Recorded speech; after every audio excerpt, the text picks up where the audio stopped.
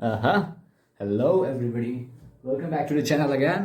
तो हमने lecture one में देखा था कि भाई मोशन इन रिजिड बॉडी कैसा कैसा होता था। और हमने रिजिड बॉडी का कंसिड्रेशन ही इसलिए किया था ताकि हमारे एक्सटेंडेड बॉडी की स्टडी आसान हो जाए। तो हमने लेक्चर वन में कहा था कि भाई एक ऐसा टाइप का मोशन था जिसमें एक सिलेंडर रोल करते हुए इंक्लाइंड प्लेन पे नीचे जा रहा था। तो उसमें मैंने कह दिया था कि भाई इसमें ट्रांसलेशनल मोशन तो हो रहा है बट साथ साथ एक और टाइप का मोशन हो रहा है, और उसे मैंने कहा था कि एक समथिंग एल्स मोशन बोल दिया था उस टाइम में, क्यूरियोसिटी बढ़ाने के लिए। तो ये समथिंग एल्स मोशन है क्या, लेक्चर वन में जो हमने देखा था उसे यहाँ पर क्लियर करते हैं। तो मैंने कहा था कि समथिंग एल्स मोशन को स्टडी करने के लिए, जो कि ट्रांसलेशन मोशन के साथ कंबाइंड था, हमने क्या किया कि ट्रांसलेशनल मोशन को उड़ा दिया। तो जैसे मान के चलो आपको एक चीज़ का क्लियर विजन देखना है, जैसे मान के चलो आपको किसी चीज़ पे फोकस करना है। जैसे एक छोटा सा एग्जांपल लेते हैं। हाँ, जैसे कि ये एक पेन है ना। ये एक पेन है, इसमें आपको बहुत सारी चीज़ें दिख रही हैं बट आपको फोकस करना है इसके सिर्फ बारकोड पे। आपको सिर्फ इस पे फोकस करना है, तो आप क्या करोगे, बाकी चीज़ें ढक दोगे, तो आपको सिर्फ इसका बारकोड दिखेगा। तो वही काम हम यहाँ करते हैं। यहाँ पर दो मोशन दिख रहे हैं, एक तो ट्रांसलेशनल मोशन है और एक समथिंग एल्स टाइप का मोशन था। And we had intention to study the something else motion. We wanted to ignore the translational motion for better understanding of the something else motion. So we constrained or restricted the translation motion by virtue of fixing the motion along a straight line. That means हमने क्या किया कि एक straight line लिया और उसके along उसके translational motion को फिक्स कर दिया। अब ट्रांसलेशनल मोशन तो हो ही नहीं पा रहा है, जैसे कि अब इसको इंक्लाइंड प्लेन पे नीचे जाना था, एक सिलेंडर था, रोल करते करते नीचे जाना था।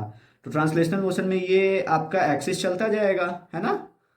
तो ये मैंने यहाँ इसको फिक्स कर दिया। डैट मीन्स अब इसमें ट्रांसलेशनल मोशन हो ही नहीं पाएगा। होगा क्या, बस इसके पार्टिकल में मोशन होगा। जो भी इसके पार्टिकल्स हैं वो मोशन करते रहेंगे डिफरेंट वेलोसिटीज से, बट इसमें कोई मोशन नहीं हो पाएगा कि ये ट्रांसलेशनल मोशन कर पाए। तो इसके लिए हमने क्या किया, एक कंस्ट्रेंट लगा दिया। और कंस्ट्रेंट यानी रिस्ट्रिक्शन जो हमने लगा दिया एक स्ट्रेट लाइन के लॉन्ग इसके मोशन को फिक्स करके। तो अब हमें ट्रांसलेशनल मोशन तो नहीं दिखने वाला है, अब दिखने वाला है क्या, सिर्फ एक रोटेशनल मोशन। तो भैया जो ये रोटेशनल मोशन होता है उसमें एक बात तो ध्यान में रखनी होगी कि अगर कोई चीज़ घूमता घूमता ऐसे ऐसे नीचे जा रहा था और मैंने उसको ट्रांसलेशनल मोशन फिक्स कर दिया, तो जिस एक्सिस के लॉन्ग हमने इसे फिक्स किया, दैट मीन्स जिस स्ट्रेट लाइन के लॉन्ग हमने इसे फिक्स कर दिया था, उस स्ट्रेट लाइन को हम लोग क्या बोलते हैं, एक्सिस ऑफ रोटेशन। उसी को क्या बोलते हैं हम लोग, एक्सिस ऑफ रोटेशन। अब बात ये आती है कि भाई ये रोटेशनल मोशन है क्या। So in this motion, every particle of the body moves in a circle which lies in a plane perpendicular to the axis of rotation and has its center on the axis. Simply ये एक ऐसा motion है जहां पर जितने भी particles हैं उस रिजिड बॉडी के, है ना, वो एक सर्कल में घूमते रहते हैं। जैसे कि मैंने यहाँ पर एक रिजिड बॉडी कंसीडर किया है, एक घटिया सा, जहां पर P1 एक पार्टिकल है, P2 एक पार्टिकल है और P3 एक पार्टिकल है। ये सारे पार्टिकल क्या करेंगे, एक सर्कल में घूमते रहेंगे। और उस सर्कल की खास बात क्या है कि वो सर्कल इस क्या बोलते हैं, इस एक्सिस ऑफ रोटेशन के परपेंडिकुलर प्लेन में पाया जाएगा। जैसे ये देखो, ये वाला सर्कल बन रहा है जिसपे P1 घूम रहा है, जिसकी रेडियस R1 है, और उसके बाद फिर यहाँ पर जो P2 पार्टिकल घूम रहा है जिस सर्कल में, उसकी रेडियस क्या है, R2 है मान लो। P3 पार्टिकल जिस सर्कल में घूम रहा है उसकी रेडियस R3 है। तो ये सारे सर्कल जिस प्लेन में आएंगे वो सारे प्लेन क्या रहेंगे, इस एक्सिस ऑफ रोटेशन के परपेंडिकुलर रहेंगे। और इन सारे सर्कल्स का जो सेंटर रहेगा उस एक्सिस ऑफ रोटेशन पे ही लाई करेगा। तो गॉट इट कि रोटेशनल मोशन को हम डिफाइन कैसे करेंगे। ये बहुत ही सिंपल तरीका है डिफाइन करने का, and it's a very good way of defining rotational motion.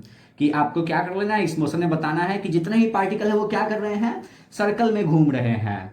और उन सर्कल की खास बात क्या है कि ये सारे सर्कल ऐसे प्लेन में लाई कर रहे हैं कि वो इस एक्सिस ऑफ रोटेशन के परपेंडिकुलर हो।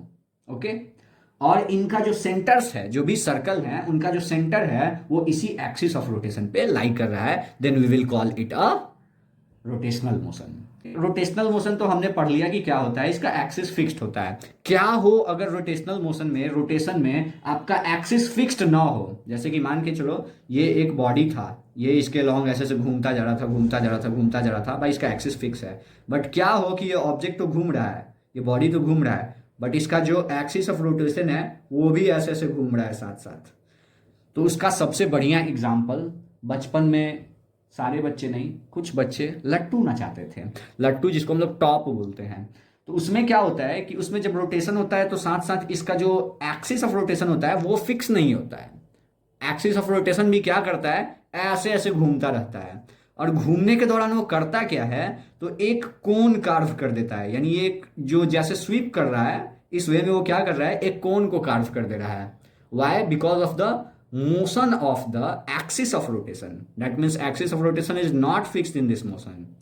तो इस खास टाइप के मोशन में ये जो मूवमेंट होता है आपका एक्सिस ऑफ रोटेशन का अबाउट द वर्टिकल, इसको हम लोग प्रिसीजन बोलते हैं। इसको क्या बोलते हैं? प्रिसीजन।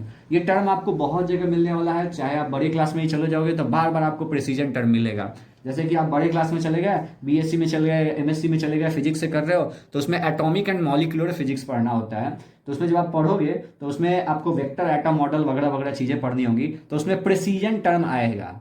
उसमें एक वेक्टर रहेगा और एंगुलर मोमेंटम वेक्टर रहेगा, टोटल एंगुलर मोमेंटम वेक्टर रहेगा, ये सारी चीज़ें रहेंगी और आपको पता चलेगा कि इसमें जो एंगुलर मोमेंटम वगैरह चीज़ें हैं वो क्या कर रहे हैं, वो प्रिसीजन मोशन कर रहे हैं। तो प्रिसीजन मोशन तो आप तो यहाँ से समझ गए कि आप क्या होता है, कि यहाँ पर जो आपका एक्सिस ऑफ रोटेशन है वो क्या कर रहा है, वो वर्टिकल के अलोंग मूवमेंट कर रहा है, ठीक है। और कुछ इस वे में मूवमेंट कर रहा है कि एक ये क्या कर रहा है, एक कोन को कार्व कर रहा है।